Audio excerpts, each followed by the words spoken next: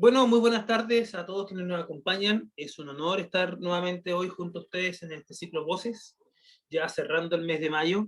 Es un verdadero placer el compartir, digamos, una nueva instancia en esta autogestión, como ya hemos dicho previamente, pero siempre recordando a quienes nos acompañan y patrocinan, como es el Departamento de Ciencias Sociales y el programa de Magíster en Ciencias Humanas de la Universidad de los Lagos, a quienes agradezco muy profundamente, en especial a los profesores Jorge Yaitul y Claudio Merino. Muchas gracias a ambos. Bueno, hoy tenemos el total agrado y placer de llevar a cabo una nueva instancia de conferencia, la cual se denomina Memoria Histórica, Discursos y Narrativas en Disputa, Aproximaciones Teórico-Metodológicas, con una expositora y una compañía verdaderamente de lujo. Hoy nos acompaña Ingrid Frías Navas, quien es licenciada en Derecho, con mención en Derecho Público por la Universidad Libre de Colombia, y además, ¿cierto?, es especialista en Ciencia y Sociología Política por la Universidad Externada de Colombia. ¿Ya? Mencionar que Ingrid es actualmente parte del equipo profesional de la Dirección de Memoria Histórica del Centro Nacional de Memoria Histórica de Colombia. ¿Ya? Yo, antes de seguir, quisiera hacer una breve inducción a lo que es el famoso CNMH, ¿cierto?, el Consejo, el Centro, perdón, y es bastante importante la compañía de hoy porque el Centro Nacional de Memoria Histórica, CNMH, como dije anteriormente, es un establecimiento público del orden nacional de Colombia y que tiene como objeto principal la recepción, recuperación, conservación, compilación y análisis de todo el material documental, testimonios orales y lo que se obtengan por cualquier otro medio relativos a las violaciones ocurridas con ocasión del conflicto armado interno colombiano. Este trabajo lo lleva a cabo el CNMH mediante investigaciones, actividades museísticas y pedagógicas, entre otras, que contribuyen a establecer y esclarecer las causas de tales fenómenos, conocer la verdad y evitar su repetición en el futuro.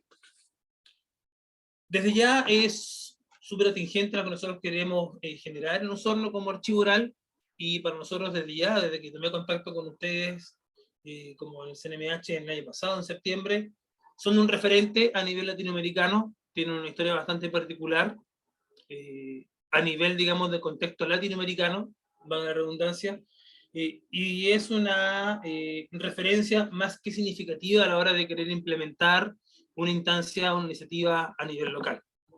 ¿Ya? En lo personal, Ingrid Frías Navas, como comenté en un comienzo, ha tenido un desarrollo profesional principalmente en el ámbito público, ¿cierto?, en distintas instituciones de gobierno, en temáticas atingentes a verdad, justicia y memoria histórica. Ingrid, sin más, es un verdadero agrado el que nos acompañe hoy día en esta nueva conferencia del ciclo Voces, y el espacio es tuyo, el espacio es suyo, y muy bienvenida al ciclo y a Osorno, aunque sea virtualmente. Ingrid, por favor. Bueno, muy buenas tardes, muchas gracias por la invitación.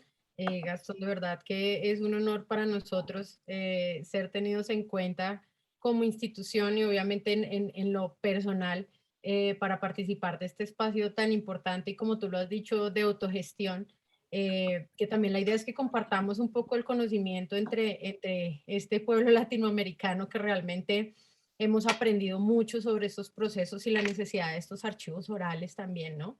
Eh, entonces, pues, no siendo más, de verdad que nuevamente quiero agradecerles la entrada a este espacio.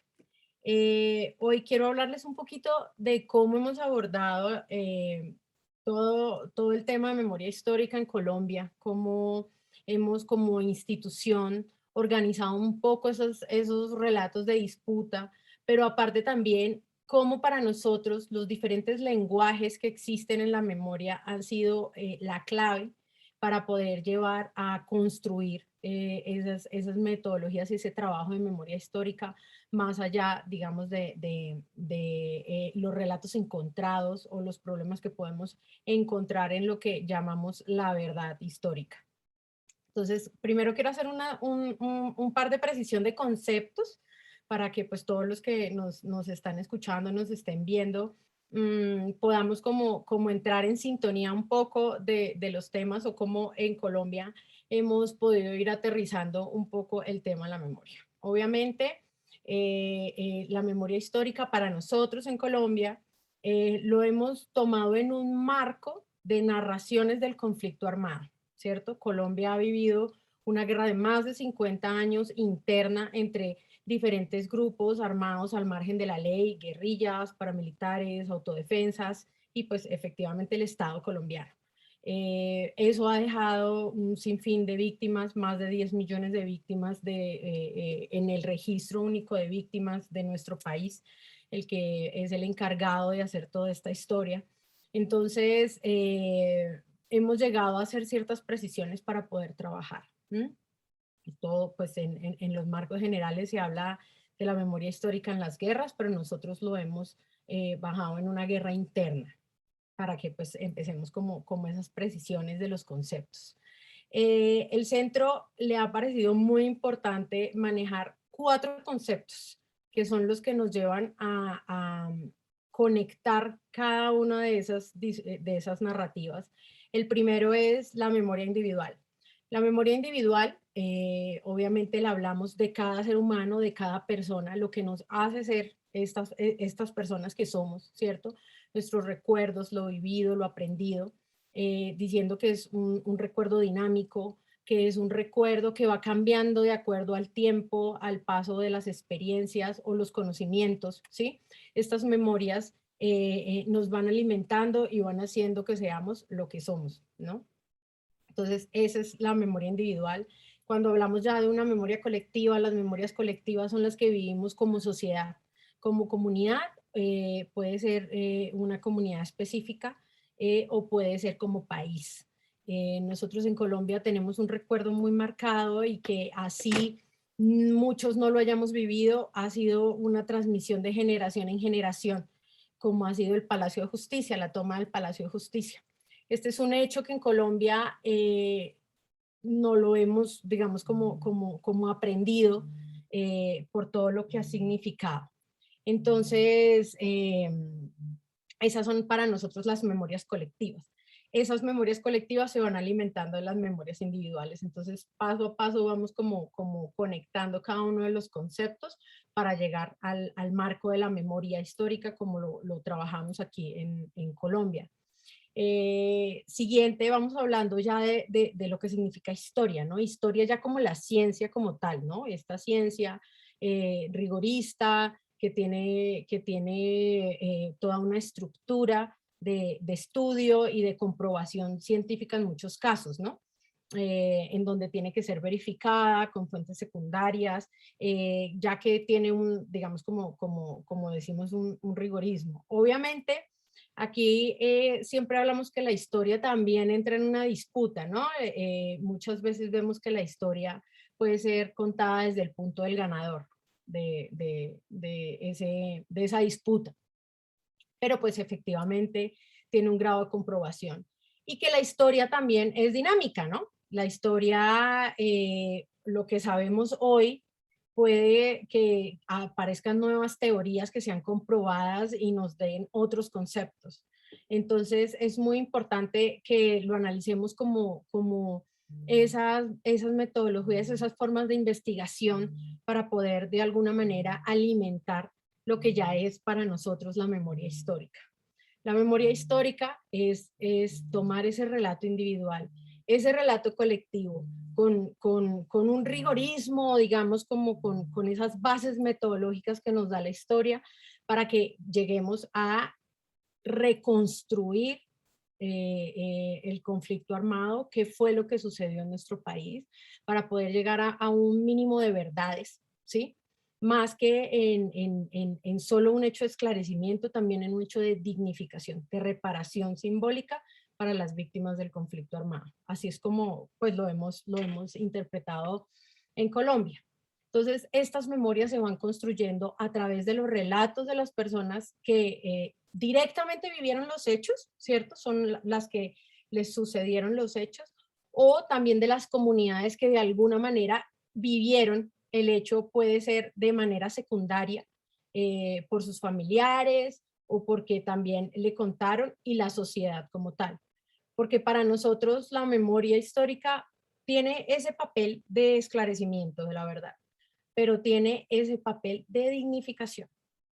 Y tiene un papel muy importante en la sociedad, que es romper idearios violentos. No es un secreto que lamentablemente en los marcos de los países que vivimos en ciertas guerras, tenemos un ideario de justificar en algún momento la violencia, de llegar y decir, digamos, que la víctima es la culpable, ¿no?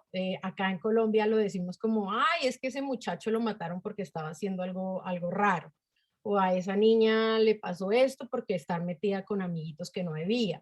O sea, siempre justificar de alguna manera que los hechos suceden porque hicimos algo mal, ¿sí? Entonces, la memoria en nuestro país es un puente que buscamos para poder dignificar, decirle a las personas que hay que romper la estigmatización que tenemos en los territorios y de las personas, y que una persona que vivió un hecho jamás es responsable de lo que vivió, ¿cierto? No es como, no hizo nada para merecerlo. Y el único reclamo que se puede hacer es al perpetrador pues al victimario como tal. Eh, Ahí encontramos uno de los primeros escenarios que nos encontramos de disputa en la memoria, ¿cierto? Que es esa creación colectiva de los imaginarios que hemos tenido como sociedad y esas verdades que nos pueden comunicar las personas que han vivido de alguna manera los conflictos, ¿cierto? Entonces, nosotros lo que hemos hecho para de alguna manera poder entrar en un diálogo en esto es el respeto por el relato de la persona que vivió el hecho. Si bien muchas veces tú como que pones la historia con lo que hemos vivido y hay cosas que pueden que se muevan de fechas, puede que de pronto dentro del conocimiento más específico sobre los hechos fue un grupo, fue otro grupo, ¿cierto? Siempre respetamos mucho lo que tiene que decir la persona que vivió el hecho o la persona que hace parte de la comunidad. Porque para poder hacer estas narrativas de memoria, nos parece muy importante tomar en cuenta que pues nosotros no sabemos lo que pasó realmente. Nosotros estamos siendo invitados a la historia de vida de las personas. Y pues al ser invitados en estas historias de vida, efectivamente tenemos que poner un mínimo que es creer el relato que me están diciendo. ¿Mm? Claro, cuando hablamos de esclarecimiento ya de verdad, nos toca hacer ciertas comparaciones de los relatos, ¿no? Tenemos que entrar también a hacer un análisis de fuentes secundarias, tenemos que entrar a hacer un análisis de pronto de pues, los relatos que se han podido tomar aquí de las diferentes personas o de las diferentes comunidades, pero partiendo siempre de ese pilar para nosotros, que es la historia de la víctima, es lo que tenemos como nuestro pilar, como nuestro soporte principal.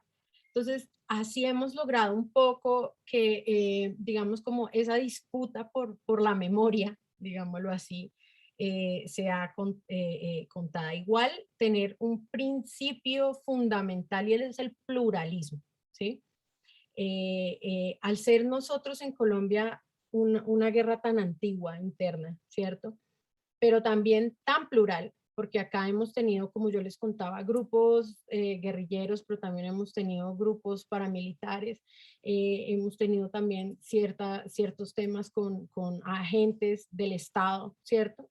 Que han entrado en el conflicto. Entonces, al tener tantos relatos plurales, tantos tipos de víctimas, tantas situaciones, tantas diferencias en los territorios, tenemos muy claro que pues efectivamente tenemos que respetar ese pluralismo, tanto de ideologías políticas como de regionalismos, como de actores y como también de las vivencias de cada uno. Entonces, eso ha sido uno de los pilares que nos ayuda con la creencia del relato de las víctimas. El pluralismo de las memorias, ¿cierto? Y la necesidad de que todos intervengan en este pluralismo, como esos pilares que nos han ayudado a un poco ver ese tema de la disputa. Obviamente teniendo en cuenta que la memoria siempre va a ser un escenario de disputa. Nosotros siempre lo llamamos, es como un escenario de diálogo y de concertación y también como de diferencia. Por lo mismo, cada uno recuerda de una manera muy diferente y el dinamismo de ese recuerdo hace que de pronto tengamos muchas diferencias. Entonces, nuestras construcciones metodológicas se han basado en estos principios y también en unas diferencias que hemos realizado al interior y pues hemos como ente rector de los temas de memoria histórica en Colombia, es tener dos escenarios de trabajo muy claros que son las acciones de memoria y las iniciativas de memoria histórica. Las acciones de memoria son esas acciones que decimos de las entidades estatales, ¿cierto? De las autoridades territoriales, lo que llamamos aquí gobernaciones, alcaldías, todas las autoridades que están en cada uno de los municipios, en la distribución pues regional del país. Eh, y digamos, como las diferentes, de pronto, organizaciones o aliados que estén interesados en acompañar esas narrativas o esas acciones de memoria, ¿cierto? De aquí vemos que pues hay una pluralidad de actores en una sola acción, ¿cierto? Que pueden ser en diferentes lenguajes, que es otro de las grandes experiencias que hemos tenido como entidad. El lenguaje de diálogo no es solo el investigativo. Para nosotros es base, como les he comentado, que es el esclarecimiento y para nosotros este lenguaje investigativo nos ayuda a darle un marco a los hitos y pues a los hechos que han sucedido, pero no es el único. Y hemos aprendido que las comunidades tienen sus formas de narrar y tienen sus formas de contar. Por eso cuando empezamos a hablar de los archivos orales, pues nos emocionamos mucho, porque es ese reconocimiento de que efectivamente hay muchas formas de hacer la memoria. Acá en Colombia hemos encontrado la música como uno de los dispositivos para comunicarnos entre territorios de diferentes géneros, rap, vallenato, hasta reggaetón hemos encontrado en el tema de la memoria. El arte es clave como una de las formas narrativas que han encontrado las comunidades a través del arte plástico, del teatro. Hemos encontrado muchas personas y comunidades que logran expresarse. El muralismo, todas las interpretaciones de marcaciones territoriales, pues caminos de memoria, exposiciones, relatos ya un poco no hacia el lado investigativo, sino como a la literatura, hacer relatos biográficos de situaciones vividas, etcétera. O sea, acá hemos encontrado que hay formas de narrar la memoria como hay personas y cada uno desde su saber y su quehacer ha encontrado una forma de contar su historia. Entonces, en el marco de las acciones vemos cómo podemos a través de uno de estos lenguajes involucrar como a muchas comunidades, también con el acompañamiento de las autoridades, para poder contar de un territorio una situación. Y tenemos un caso muy bonito, que es el equipo en el que directamente hago parte del Centro de Memoria, que es el de Iniciativas de Memoria Histórica. El equipo de Iniciativas de Memoria Histórica lo que busca es acompañar y apoyar ya los procesos de memoria adelantados. ¿Eso qué quiere decir? Esto quiere decir que son procesos en donde las organizaciones de víctimas ya saben que quieren de memoria, ya han venido desarrollando ciertos procesos, ¿cierto? Y que necesitan que de pronto técnicamente nosotros les apoyemos, obviamente con esos conocimientos, pero también les ayudemos de pronto a crear metodologías para que ellos puedan seguir difundiendo sus procesos y de pronto un qué hacer. Un ejemplo, y se nos da mucho, el tema audiovisual. Y el tema audiovisual ha sido un tema que desde la pandemia tomó mucha fuerza en los territorios como una forma de enseñar. Entonces nosotros entramos a enseñarle a las comunidades de pronto desde sus posibilidades, cómo pueden hacer estas piezas audiovisuales, cómo pueden narrar la memoria desde diferentes puntos. Siempre entramos como en una etapa técnica de fortalecimiento no solo en en los contenidos de memoria, ¿cierto? Y en las metodologías y ciertas pedagogías para hacerlo, sino también entramos a hacer un acompañamiento a ese lenguaje o a ese quehacer que tiene la comunidad. Es muy bonito porque ahí tenemos cómo intercambiar también conocimientos desde las comunidades y cerramos con enseñarles un poco, que es otro de nuestros pilares, es la visibilización de la memoria, de los contenidos, de cómo dar a conocer y comunicar el trabajo que hacemos. Eso ha sido como parte de las creaciones que hemos hecho para que podamos de alguna manera encontrar un punto de trabajo dentro de esas diferentes narrativas, ¿cierto? Y de pronto dentro de esos escenarios. Al nosotros definir estos espacios, estos conceptos, como les contaba al principio, estos tipos de trabajos de memoria, hemos hecho que encontremos un punto común de trabajo en los territorios y que no solo sea algo entre las víctimas, sino también entre la comunidad que están en un territorio. Así hemos empezado a darnos cuenta que acercarnos a los lenguajes de la comunidad, ¿cierto? Tener en cuenta esas diferencias de las narrativas, ¿sí? Pues efectivamente nosotros entrar con digamos, unos parámetros de metodologías de trabajo nos han ayudado a que podamos hacer ese trabajo en los territorios y llegamos a unos mínimos de pronto o a unos conceptos mínimos de esclarecimiento, pero sobre todo de dignificación, que ese ha sido uno de los ejes fundamentales del Centro Nacional de Memoria Histórica. Trabajar mucho hacia ese escenario de la reparación simbólica, como lo llamamos acá en nuestro país, que es pensar más allá de lo material, sino efectivamente esa satisfacción desde un pedir perdón, una estrategia de desestimización de los territorios, desde el proceso de poder reconocer los diferentes quehaceres y reconocer las diferentes historias, que creo que eso es algo muy valioso y algo muy rico.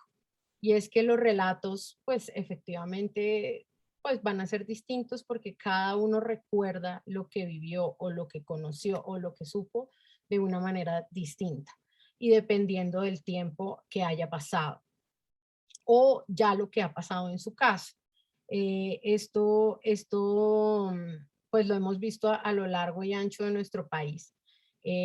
Cuando de pronto vemos la necesidad de construir memoria desde un momento muy primario del hecho, es decir, cuando acaba de pasar el hecho, tenemos una forma muy diferente de narrarlo o de contarlo o la necesidad de hacerlo público que después de que ha pasado un año, dos, 5, 10, pues ustedes saben, nuestro marco de trabajo en memoria es bastante grande y bastante rico porque también tenemos que hablar de esas victimizaciones ancestrales que han tenido nuestros pueblos indígenas, nuestros pueblos afrodescendientes, eh, que pues ya digamos, nos abarca un marco muchísimo más grande y que también ha sido un escenario muy interesante de disputa, en donde pues si estamos en la construcción de una memoria histórica eh, de un conflicto armado, como les he contado, cómo revisar esas ancestralidades y esas, digamos, como esas deudas históricas con los pueblos indígenas y afrodescendientes de nuestro país. Entonces, ha sido también un escenario interesante en donde nos hemos centrado en, primero, obviamente, identificar muy claramente cómo en el marco del conflicto han existido estas victimizaciones o digamos cómo se han dado y cómo esas diferencias o esas, digamos, como situaciones ancestrales han generado de alguna manera que estas comunidades sean mucho más vulnerables a vivir el conflicto. Entonces, esto ha sido muy importante para poder entrar en ese escenario de encontrar unos mínimos eh, eh, de diálogo, ¿cierto? En donde podamos identificarnos, que es entender lo que se ha vivido como unos detonantes, ¿cierto? Del conflicto. Son o unas formas en donde nos ha hecho de pronto estar en una situación dispar que nos ha llevado a efectivamente ser más frágiles ante el conflicto armado. Esa también ha sido una construcción colectiva que pues como entidad hemos venido acompañando a los pueblos indígenas, a los afro, a los raizales, a los palenqueros que pues existen en nuestro país.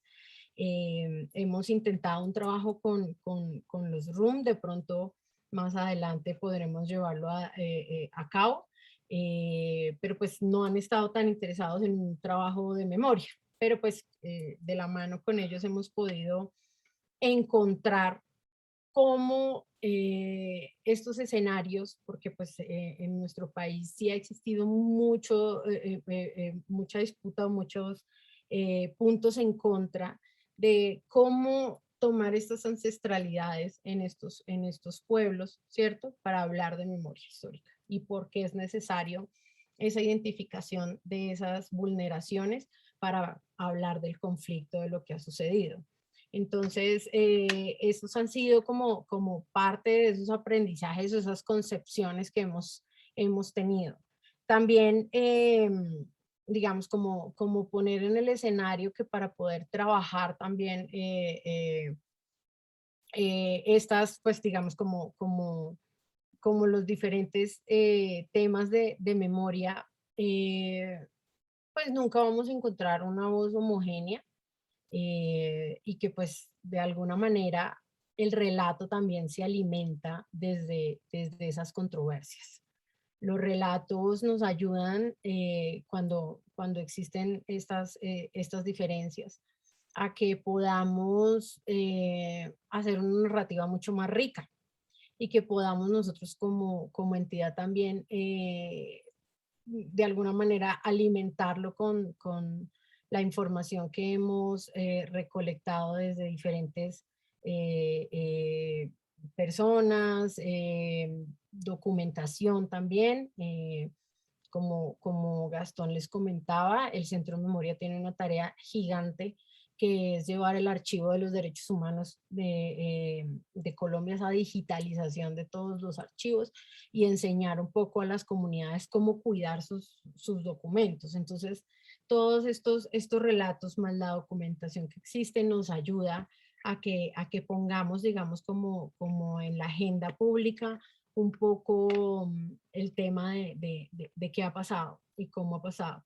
sin que sean, perdónenme la redundancia, pero siempre lo hablo así, verdades verdaderas, ¿no? Porque eso no existe.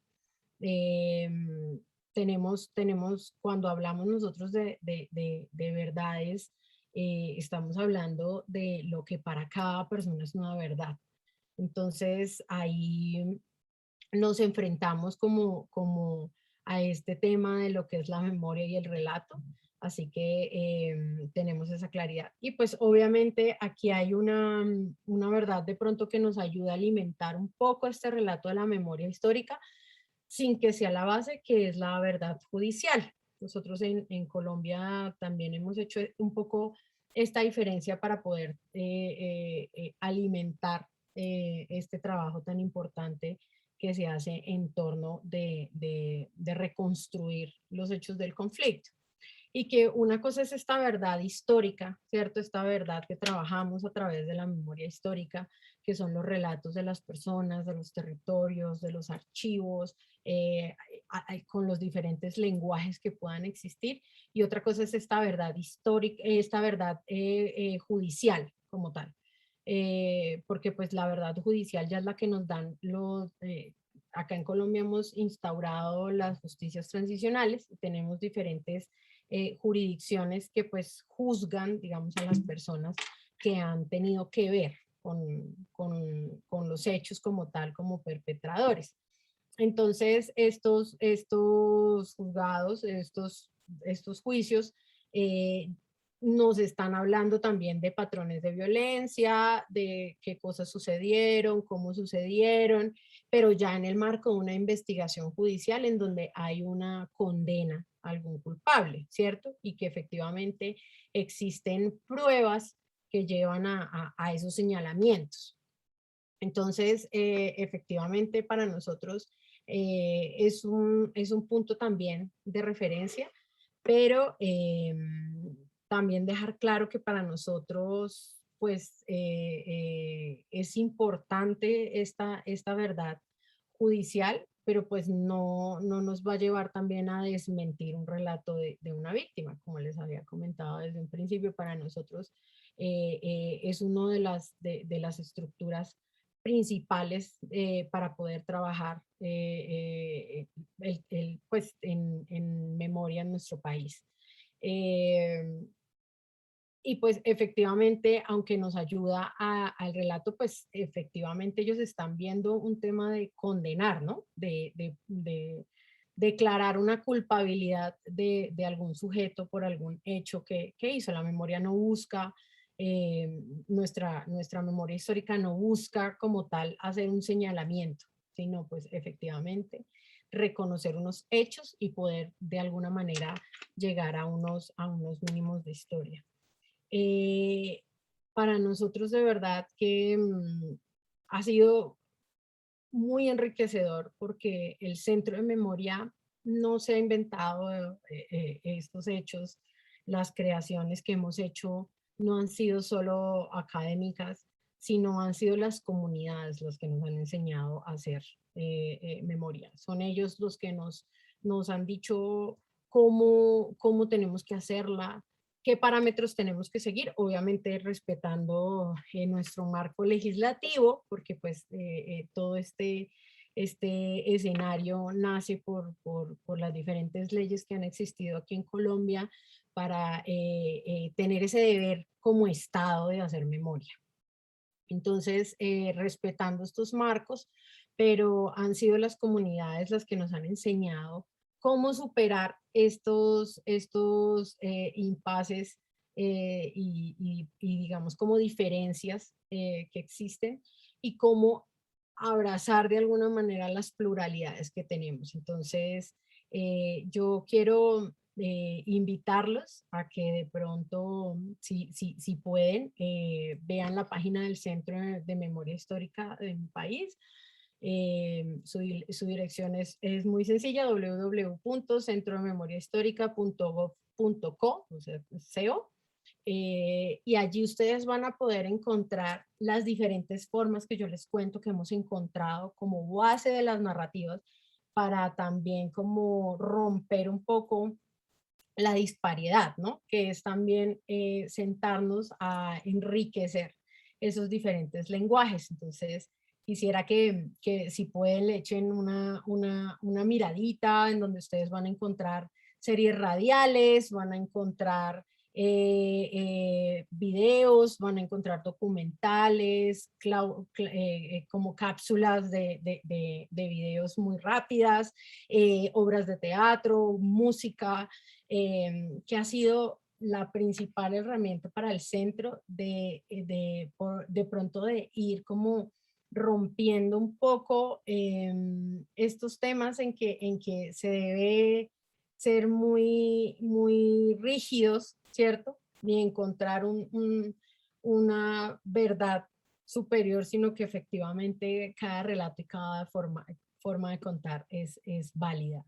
Eso pues como base para nosotros. Y bueno, pues esto ha sido como un devenir de esta entidad en donde pues alrededor de esto también hemos construido unas pedagogías para poder transmitirle, pues no solo a las comunidades para que aprendan, digamos, técnicamente ciertas situaciones, sino pues también al público en general. Eh, Aunque todos en Colombia sabemos que acá hay un conflicto armado, hay mucho desconocimiento de qué es lo que ha pasado en ese conflicto armado, ¿cierto? Y eso hace que pues efectivamente existan a veces hasta polarizaciones en los conceptos o en las creencias, ¿sí? Entonces nosotros como entidad y en ese deber de memoria estamos en ese punto de también buscar cómo llevar el relato a las personas que de pronto no conocen mente lo que hemos vivido, ¿no? Ese es también un mal que tenemos como humanidad. Muchas veces dejamos de lado lo que hemos vivido y se nos olvida que al no identificarlo y a no ver esos patrones que han pasado, nos puede volver a suceder lo mismo. Y más en la violencia, que es como un bucle, ¿no? Muchas veces vemos que la violencia es cíclica y que pues al no reconocer o no tener esas formas o esos puntos medios al menos de reconocimiento de ciertas situaciones, pues lamentablemente llevamos a que repitamos nuestra historia.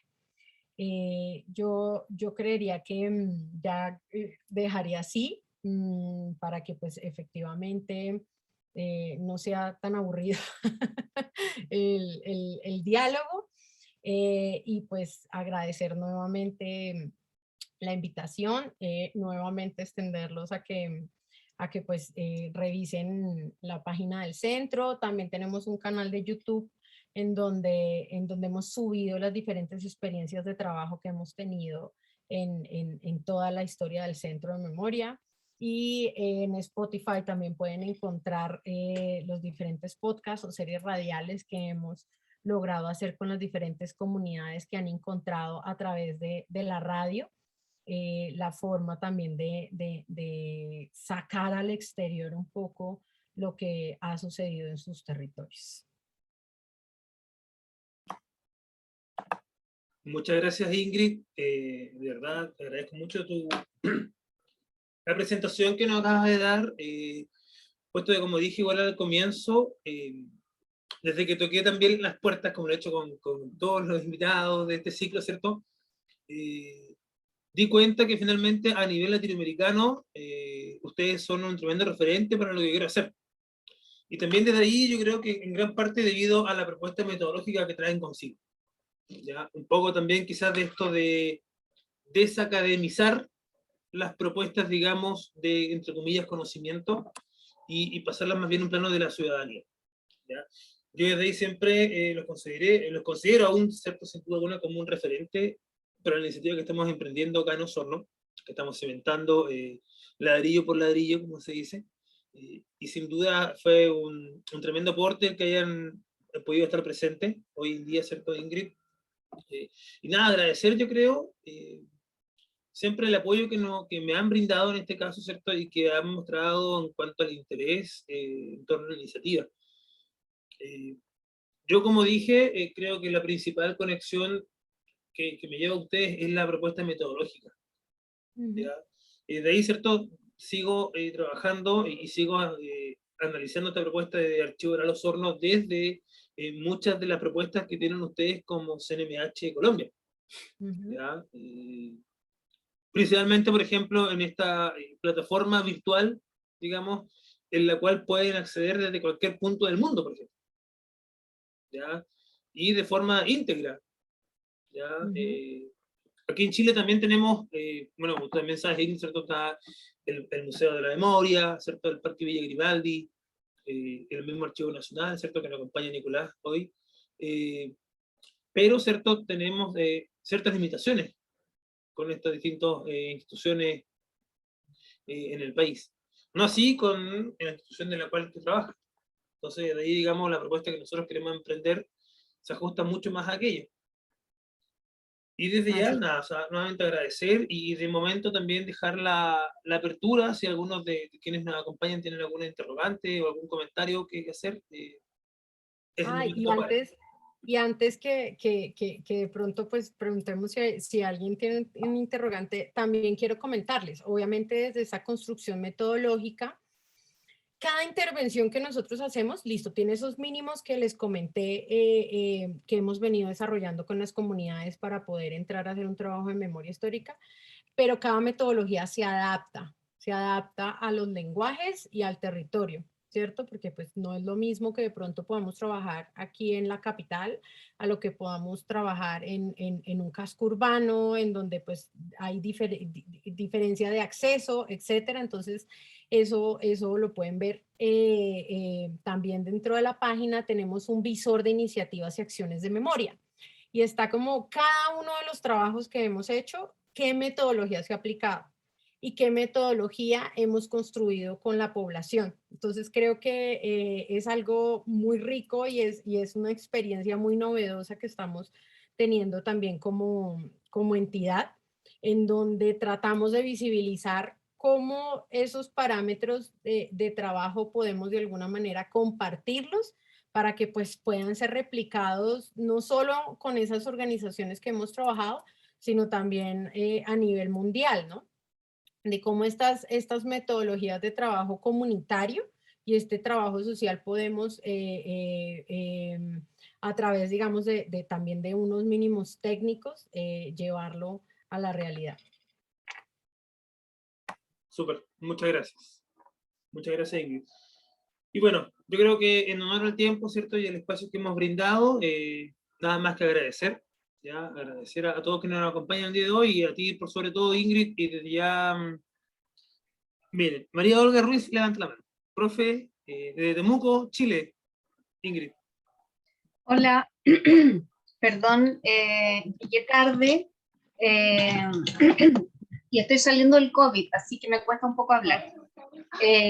Sí, Gastón, este año, Gastón sabe, este año ha sido acontecido para mí.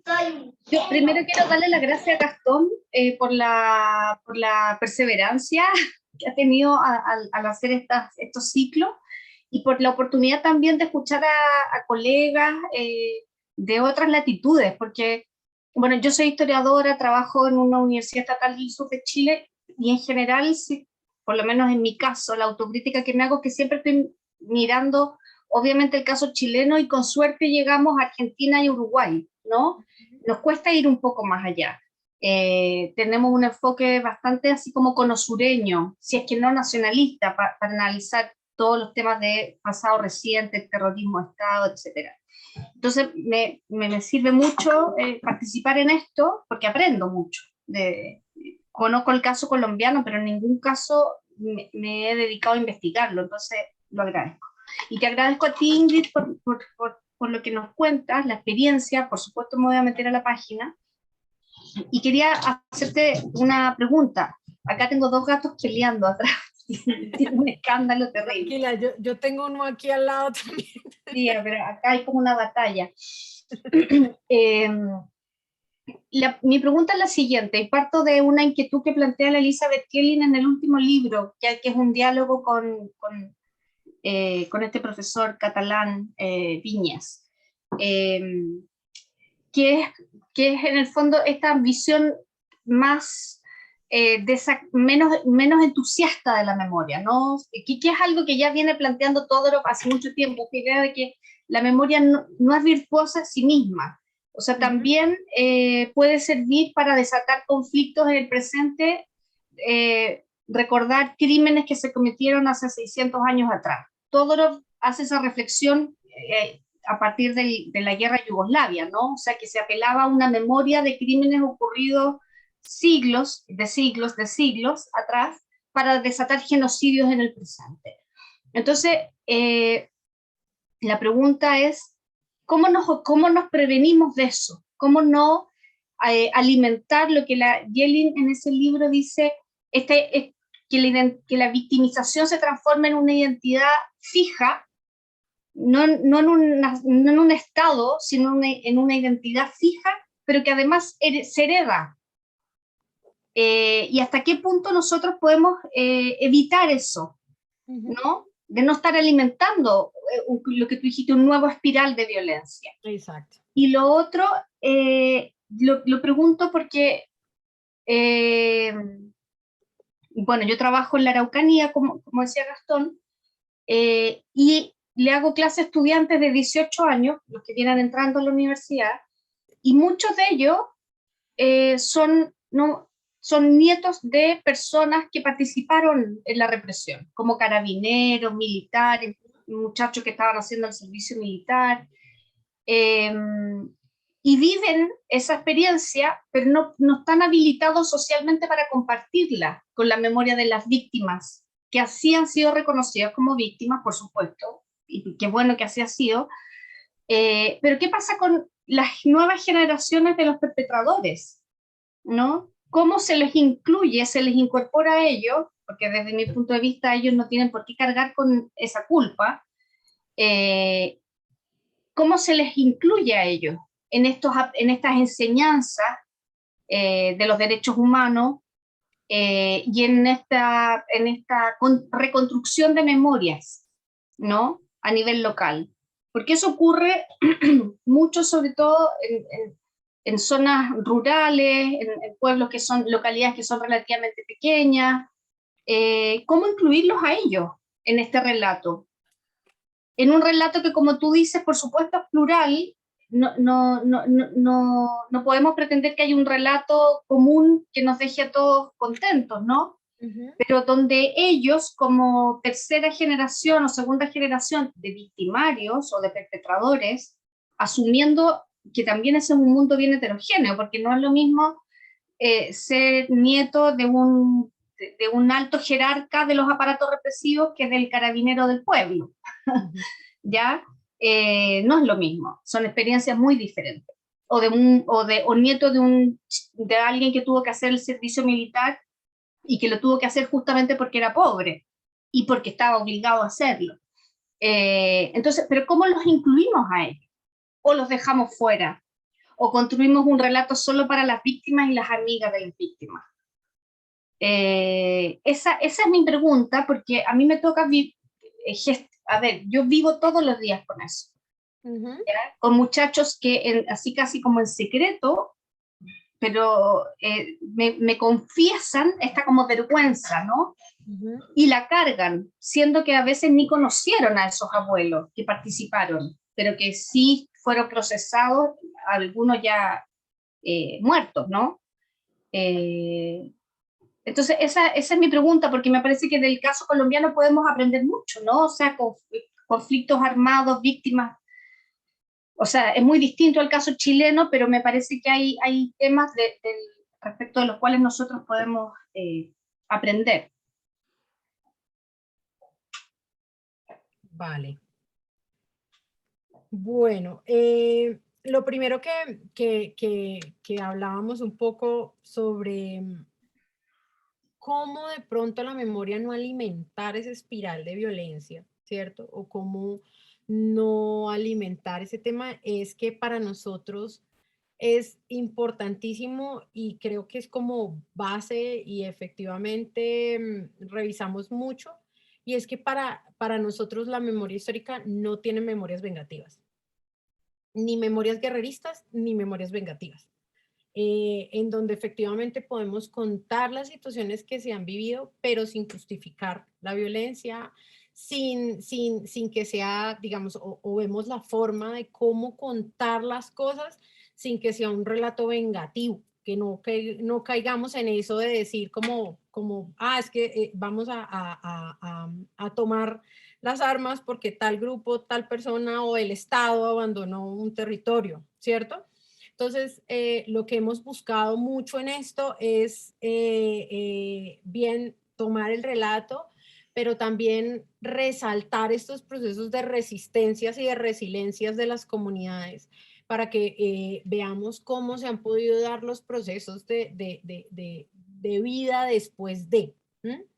Eso es algo muy interesante que hemos aprendido acá en el centro también, de cómo no alimentar, digamos, un poco estos temas o estas narrativas violentas, y no es basarnos en el hecho violento o en el hito de violencia, sino en la humanidad, en la persona, en su comunidad. Muchas veces en lo que quería hacer esta persona, por lo menos en los casos de un desaparecido, de pronto, para poner un ejemplo, ¿cierto? Muchas veces no es, o estas mamás o estos papás de pronto en sus momentos, estas esposas, estos hijos, no han querido centrarse en el hecho de cómo desaparecieron. Si bien efectivamente hay un proceso para saber cómo desaparecieron, y pues como lo sabemos es un derecho a la verdad, ¿cierto? De qué fue lo que le pasó a mi familiar. Nosotros no nos quedamos ahí, sino nos basamos mucho en esas historias de vida que tenían las personas. Ese hijo que quería ser, ese esposo, cuál era su sueño, ese padre, qué era lo que le contaba a ese hijo. Esas historias de vida que de alguna manera le metemos humanidad al conflicto y se la metemos más allá de pensar de pronto en que la violencia es necesaria, ¿no? Y ahí viene también un hecho muy importante que yo les contaba que ha sido como una de las bases para nosotros como centro o digamos de lo que hemos ido construyendo como entidad, y es esa necesidad de romper los paradigmas violentos, romper la estigmatización y romper estos como estos pensamientos justificatorios de la violencia, que como les comentaba, en mi país es muy común, y yo sé que como humanos tendemos mucho a justificar las cosas que de pronto no son tan justificables, ¿no? Entonces, ese ha sido un trabajo grandísimo, porque realmente no, no hay forma todavía que yo les pueda dar una solución clarísima de cómo trabajar esto, ¿cierto? Pero pues nosotros lo hemos intentado o lo vamos haciendo a través de que las personas conozcan la realidad de las personas, desde la humanidad, más desde el hecho de lo que sucedió, para que podamos de alguna manera entender que cada historia de violencia tiene una consecuencia dolorosa, tiene un hecho doloroso que pues no podemos seguir repitiendo. Eso es como parte de las concepciones que hemos realizado, obviamente también respetando un tema, y es que pues la gente también tiene su derecho al olvido. Sé que es bastante polémico, pero pues también una persona tiene ese derecho a decir definitivamente a mí no me sirve saber esto, porque prefiero asumirlo desde dejarlo allí, ¿cierto? Cada ser humano tiene su forma de protección, y muchos es a través del olvido. Entonces nosotros también tenemos que entrar a ver cómo respetamos esta posición del olvido, ¿cierto? Del no contar o no enfrentar de pronto este relato para sanar. ha sido un poco difícil, porque pues efectivamente es como nosotros como defendemos una memoria, ¿cierto? Y nos enfrentamos también al olvido. Pero creo que cuando se entra con ese respeto, logramos llegar como unos medios interesantes en donde como que no aticemos ese recuerdo de dolor. Eh, la discusión es bastante grande, nosotros la seguimos dando. Yo les comentaba que la verdad para mí ha sido un honor trabajar en esta entidad porque lo que me ha enseñado la comunidad, creo que la academia no, no se lo puede enseñar a uno, ¿no? Que es ya tú estar con las personas y que ellos te vayan alimentando de lo que piensan, de lo que viven, de lo que sueñan. Entonces, eso es lo que nos ha marcado las claves para trabajar en el centro. Que al final del día nuestros conocimientos técnicos siempre van a estar en cuestión o moviéndose de acuerdo a lo que vamos encontrando en las comunidades, que son al final las que nos dicen cómo narrar. Entonces siento que ese ha sido, digamos, lo bonito que ha tenido el centro y por eso ha podido, como contaba Gastón, de pronto construir ciertas metodologías de trabajo que pues nos llevan es a impulsar esa humanidad. Eso, digamos, como en este tema de cómo hablarlo. Y lo que nos comentabas, nos preguntaba sobre el tema de cómo trabajar con esas generaciones de estos hijos que sus padres fueron los perpetradores. Creo que eso es lo más difícil y ese es el reto mucho más grande. Eh, Aquí en Colombia nos hemos acercado mucho a eso con el trabajo que viene haciendo la Comisión de la Verdad eh, sobre la construcción de ese gran informe del conflicto en Colombia, ¿cierto? Alimentado, pues ustedes saben, con los acuerdos de paz que se firmaron con las FARC, que es acercarnos un poco a estas generaciones que han tenido mucho que ver con el conflicto, pero no han sido las involucradas del conflicto, ¿no? Como han sido los hijos y las hijas de las personas que estuvieron vinculadas en la guerra.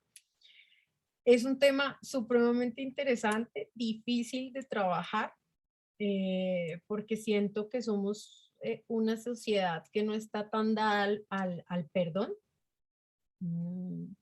Es algo que hemos venido aprendiendo de las mismas víctimas, pero siento que el escenario se va prestando paso a paso. Para mí es supremamente importante contar con esos relatos. Yo no creo que el relato deba ser de las víctimas solo para las víctimas, sino que tiene que ser de las víctimas, de la sociedad, de las mismas autoridades y de los mismos perpetradores. Si bien ellos o sus familias, si bien ellos no están en este escenario de resistencias y resiliencias, ellos sí tienen mucho que contar y sí tienen mucho que ver y si nosotros nos metemos, digamos, como en el hilo de esto, hemos visto cómo ellos han venido también siendo de alguna manera victimizados por una decisión que no fue de ellos, una decisión de sus familias, por la razón que sea, ¿cierto? Porque pues también aquí tenemos que ver que, por lo menos en nuestro caso en Colombia, la diferencia que ha existido en los territorios es mucha y la inequidad y la falta de presencia de un Estado en muchos casos ha hecho que la guerra sea la alternativa, quiéralo o no lo quiera. Y esta ha sido nuestra alternativa de vida de muchas personas, entonces entrar de pronto a revisar esto es muy rico. Nosotros hemos venido trabajando un poco en este tema también de cómo escuchar estos relatos de los perpetradores, pero también de sus familias, ¿cierto? Como de las personas que las afectó la guerra por haber sido parte, digamos, como de estas familias. a través de entrevistas y relatos que nos ayudan como a contar un poco los hechos que han vivido, porque pues para nosotros es importante que esa pluralidad se enriquezca desde todos esos puntos de vista. Además que la idea al final es ver cómo podemos encontrar caminos de paz, ¿cierto? De pronto, de encontrarnos en que efectivamente estas chicas, estos chicos, pues no fue su decisión nacer en las familias que nacieron también, ¿no? Y es bastante injusto cargar una historia que no les pertenece, como si bien hace parte, digamos, de su estructura de vida, no es justo que un muchacho tenga que seguir bajando la cara porque pues lo acusan de algo que pues muchas veces no tiene ni idea. Pero siento que en esto está todo por construir, la verdad. Siento que hay mucho por dialogar aún. Yo estoy esperando, la verdad, con ansias mucho el informe y como esa transferencia metodológica que tiene que hacernos ahorita la Comisión de la Verdad en mi país, porque ellos han tenido unas experiencias que seguramente con el trabajo que nosotros hemos hecho a través de una dirección muy específica, que es la Dirección Acuerdos de la Verdad, que ha trabajado con desmovilizados del paramilitarismo en Colombia. De pronto vamos a encontrar ahí y qué interesante podría tener un diálogo ya un poco más concreto sobre estas experiencias, porque siento que vamos en buen camino, construyendo un poco esto. Sí, muchas gracias Ingrid por la detallada respuesta, genial. Yo quisiera dar el paso a Nicolás. Nicolás tenía la mano levantada hace un rato y después a Franco para ir cerrando la actividad. Nicolás, por favor. Bueno, primero agradecer a Gastón, al anfitrión, que nos ha tenido durante meses aquí conversando temáticas de memoria con expositores argentinos. He podido seguir algunas de las charlas, muy interesante la propuesta. Agradecer a Ingrid por compartir la experiencia desde Colombia, que sin duda es un caso paradigmático, lleno de contradicciones, de recuerdos, silencio y olvido, en el fondo, es decir, que las tres cosas hacen la memoria. Tenía, la verdad, 4 o 5 preguntas que me fueron surgiendo a propósito de tu exposición, pero parte las fuiste respondiendo gracias a la pregunta que te hizo Olga, muy, muy interesante, muy pertinente. Entonces voy a tratar de concentrar en una o dos preguntas. La primera, referido a los sesgos que la propia institución Centro de Memoria Histórica tiene o son percibidos por las comunidades, porque digamos, no es un agente extraterrestre, es un agente parte de una sociedad y que tiene financiamientos o quite de financiamiento de parte de los gobiernos de turno, en fin, y con presidente X más recursos, con presidente Z menos recursos, y obviamente eso genera confianza y desconfianza en la sociedad civil, y en el fondo o sea, nada, hace parte del Estado. Y Gastón me ha presentado, yo trabajo en un proyecto que es del Archivo Nacional y que también es parte del Estado. En el fondo no somos el ente represor, sino que somos el ente archivador de los documentos y que es el patrimonio. Pero también hay comunidades que no podemos entrar porque no somos un interlocutor, simplemente. O sea, entonces, eso, preguntarte cómo se aborda este propio sesgo, cómo se reconoce en el fondo, supone problemas para entrar a ciertas comunidades. En entendido de, también citando a Yalina, a la madre de los estudios de la memoria en Latinoamérica, que claro, hay actores que recuerdan, o sea, esto no es una caseta en la cual uno va y deja un testimonio, en el fondo, si hay una disposición de escucha, que tú decías que la tienen, yo celebro y me encantaría conocer más de la metodología que tienen ustedes y compartir un poquito de la experiencia que tenemos nosotros, pero claro, yo sé que esto no es inocuo en el fondo, o sea, hay gente que va a dar testimonio y otras que lo va a rechazar. Entonces lo primero respecto a eso de los sesgos. Ya, lo segundo, breve, cómo abordar o cómo abordan la dimensión ética de la memoria, es decir, esto de el derecho a recordar y al olvido. No sé, yo estaba en un congreso en Argentina, por ejemplo, en el cual los documentos está tachado, o la transcripción de tal entrevista está tachado el nombre, porque yo digo, y disculpa Gastón que te use como ejemplo, Gastón fue una mala persona.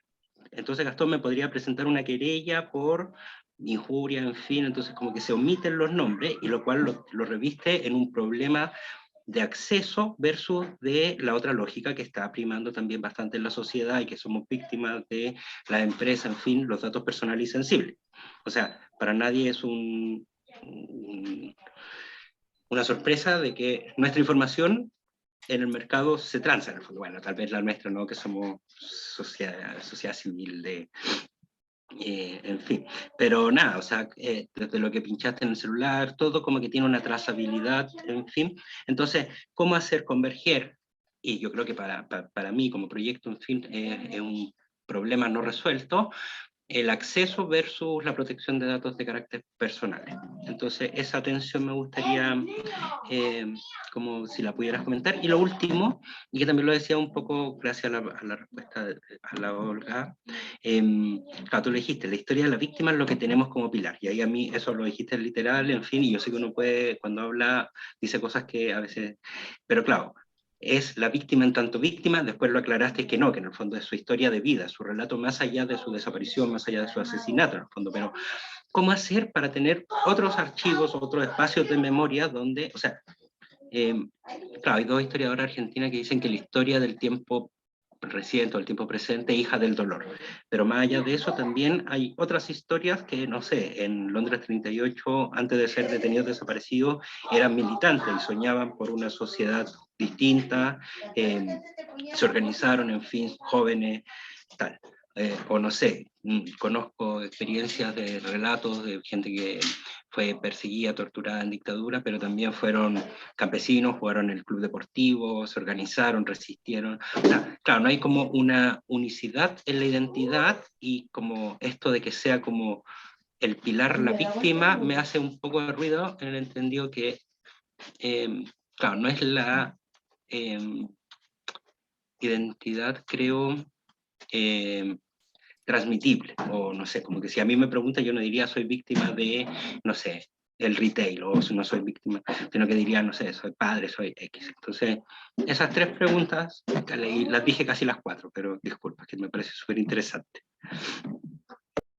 No, muchas gracias. Bueno, primero la más espinosa, y es el tema de los sesgos, que creo que es como algo necesario que pongamos.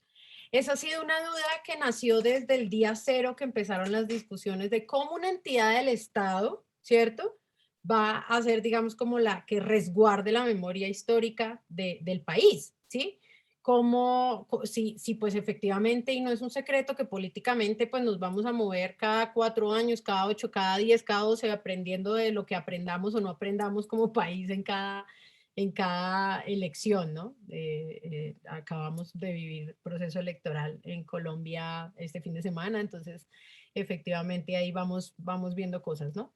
Entonces, efectivamente, ha sido una discusión desde el día cero que hemos tenido de cómo de pronto lidiar o sobrellevar un poco los sesgos de las personas que dirijan la entidad o que trabajen en la entidad, porque pues no es solo, digamos, a nivel directivo, sino también las personas que de pronto desde lo técnico puedan tener algún posicionamiento político. Obviamente todos lo tenemos, ¿sí? Somos seres políticos, así a veces lo neguemos, pero pues efectivamente todos tenemos algo que decir. Entonces, nosotros lo que hemos visto, la forma de por lo menos hacer más legítimo este proceso, es esta construcción muy consultada y muy acordada con cada uno de los grupos que vamos a trabajar, ¿sí? Nosotros, si bien hemos construido unas metodologías, si bien hemos construido ciertas técnicas, pues les decía, cada proceso que nosotros entramos es completamente distinto. Claro, tenemos unas bases, pero esas bases las adaptamos para eso, para evitar que de pronto existan controversias de pronto por el posicionamiento político de una de las personas que están participando en el proceso, de las personas que hacen parte del proceso técnico, y todo en la sistematización, en la documentación también.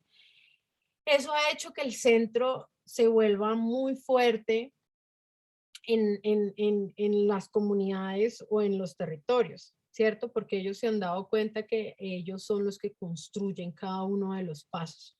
Nosotros no llegamos a imponer como así es como lo vamos a hacer, o así es como lo vamos a narrar, o esto es lo que vamos a contar, sino ustedes nos van a decir qué quieren narrar, cómo lo van a contar. Tanto así que, digamos, las controversias que han existido en el país con temas del direccionamiento y eso del centro, siempre quienes han defendido los procesos y quien ha puesto, digamos, cada uno de los temas han sido las comunidades.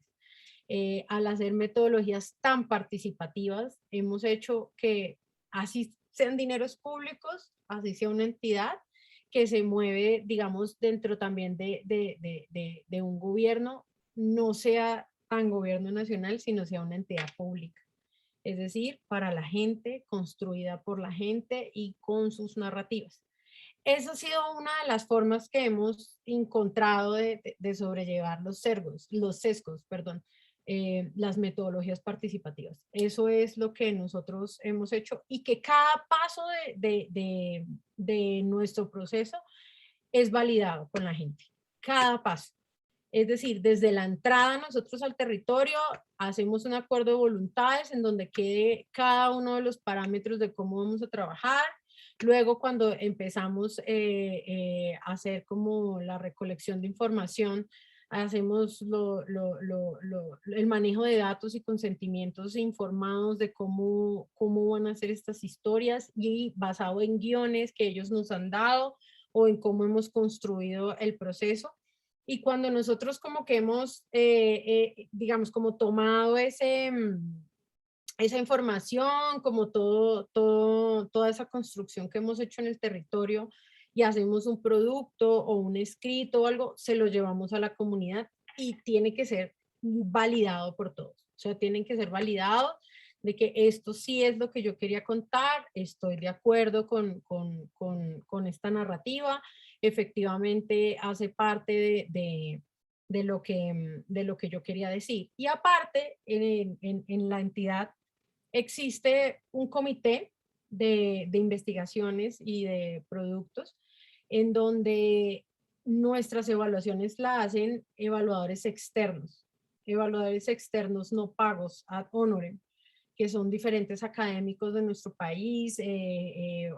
Contamos con universidades, tanto públicas como privadas, que son lectores de cada uno de estos productos. Yo lo digo lectores en general, ¿no? Porque también son productos audiovisuales, lo que les comentaba, y que nos ayudan también como a identificar de pronto algunas cosas que puedan hacer un poco de ruido.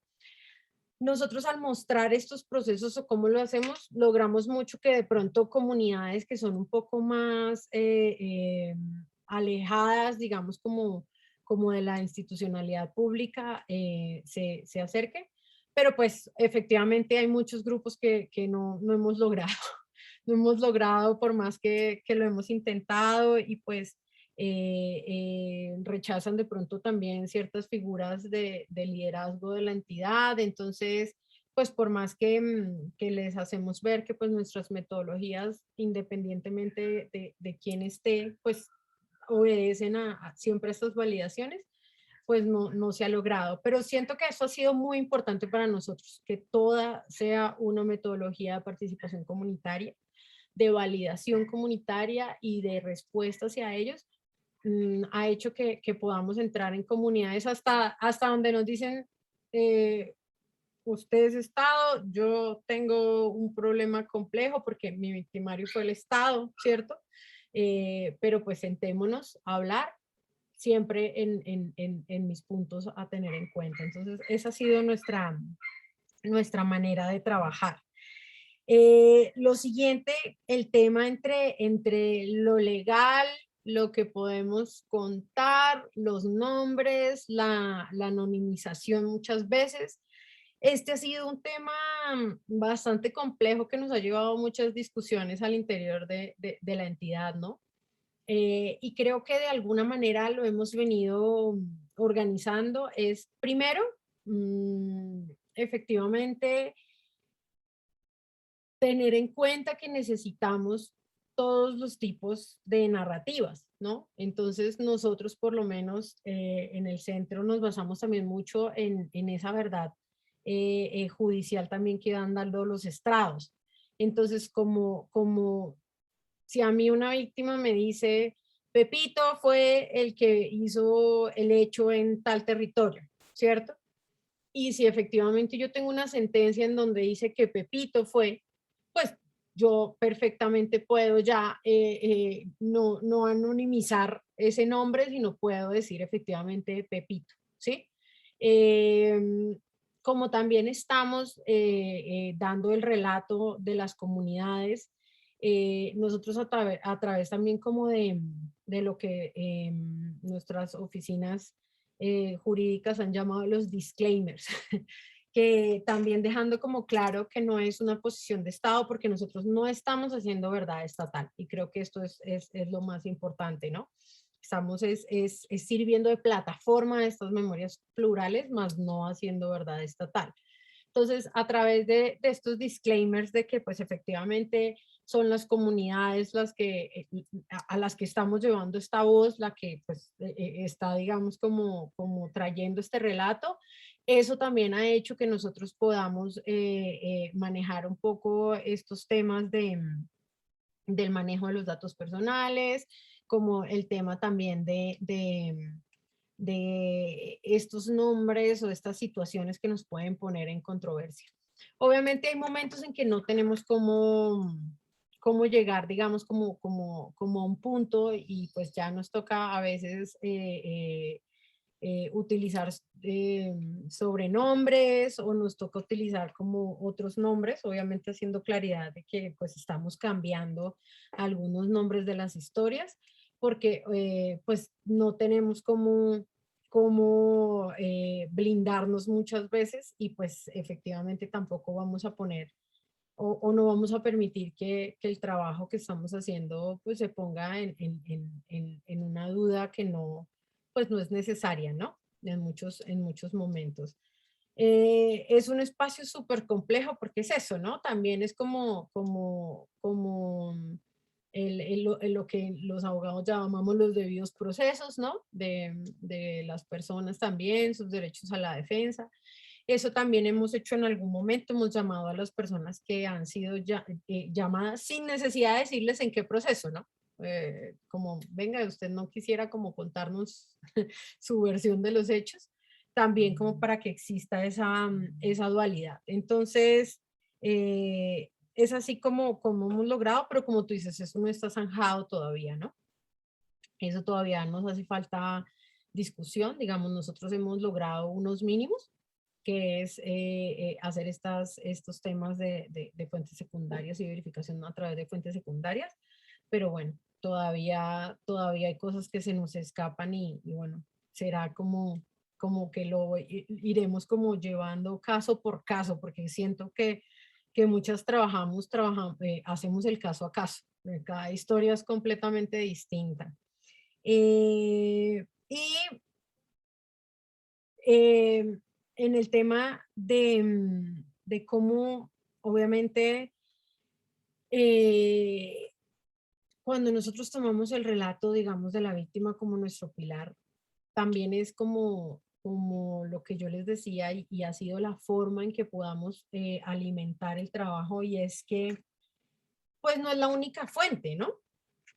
Tenemos que efectivamente el relato de las víctimas es ese pilar, pero pues hacemos parte de una comunidad, hacemos parte de un territorio que también tiene un relato, ¿no?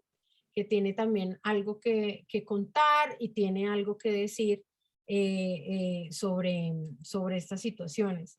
Entonces, para nosotros ha sido como muy enriquecedor, si bien este es nuestro pilar, tener en cuenta que pues hay muchas cosas que pueden alimentar un relato. Y es más, ni siquiera alimentar el relato en ese mismo territorio, sino lo que tiene que contar muchos territorios, porque acá hemos encontrado cómo los patrones de violencia se han interconectado de ciudad a ciudad y estén de extremos a extremos del país, ¿no?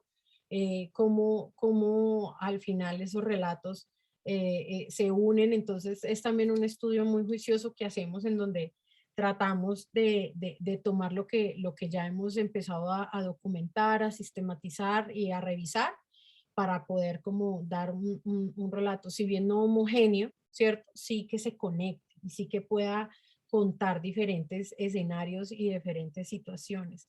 Y pues nosotros lo que hacemos también es mucho basarnos en nuestro marco jurídico, ¿no? Y pues si bien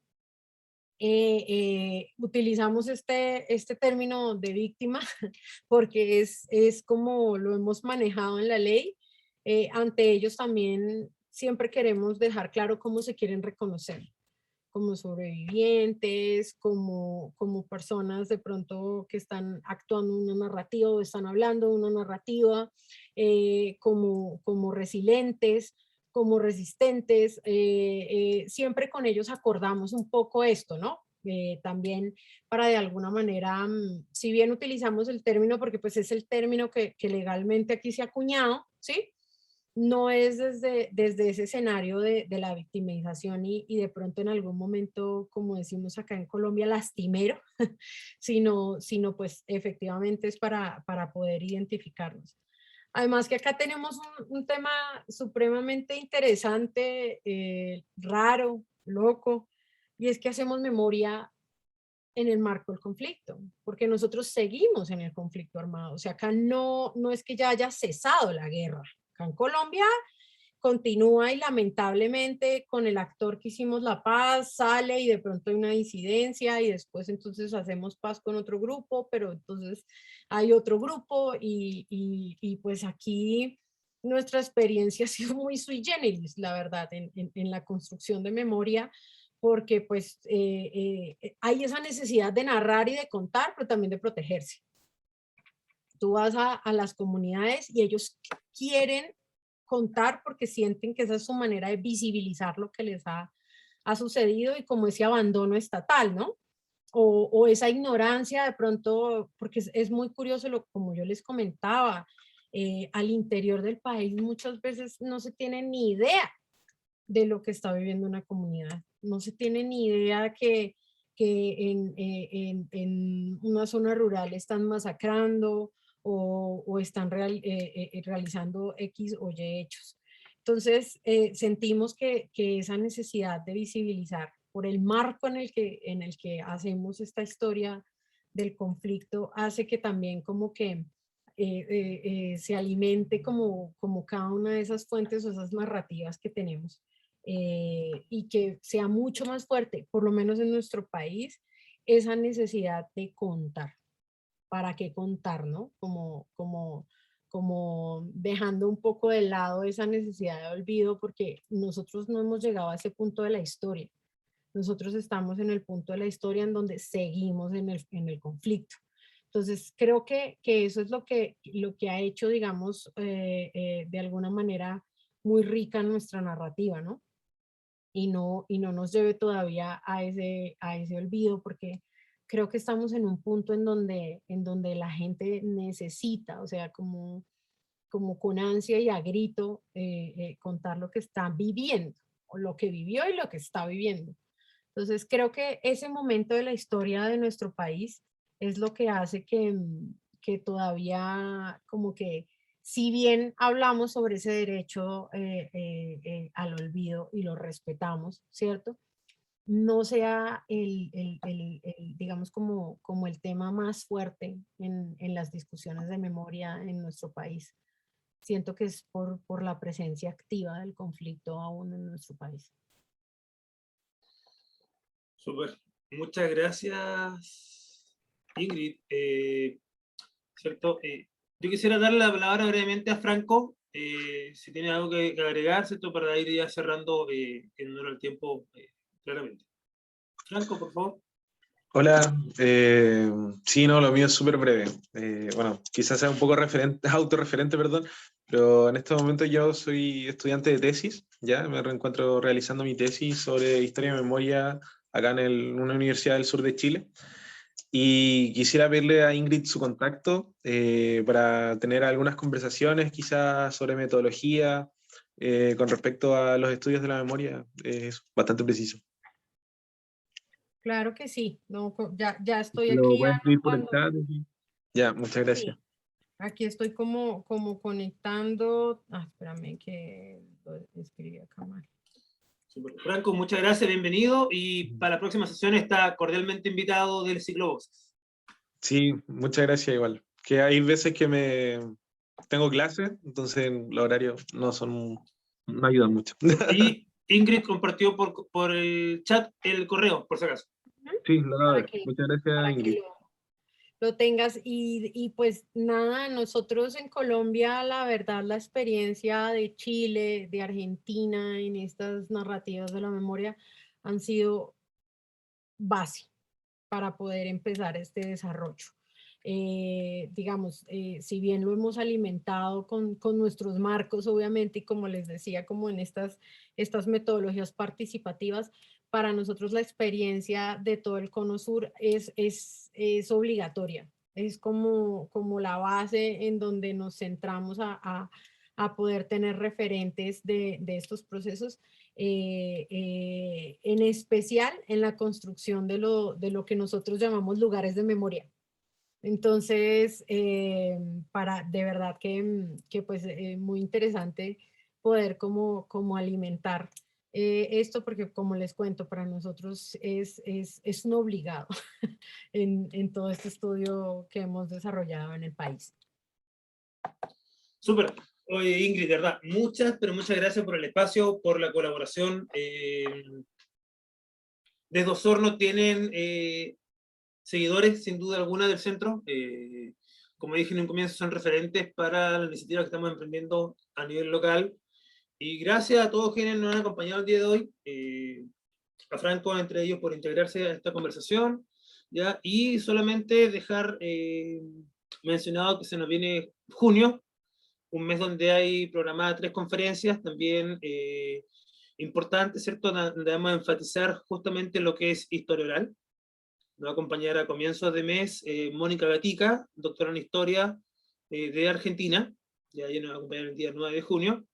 Y luego a mitad de junio está la profesora Nancy Nichols de la Católica, ¿cierto? Donde ella va a dar un balance respecto a la historiografía oral a nivel país, ¿cierto? Y cerramos el mes de junio con una exposición de Jimena Po Figueroa, donde ella, ¿cierto?, va a dar a conocer toda la importancia y relevancia de lo que es la comunicación social, la imagen y el discurso.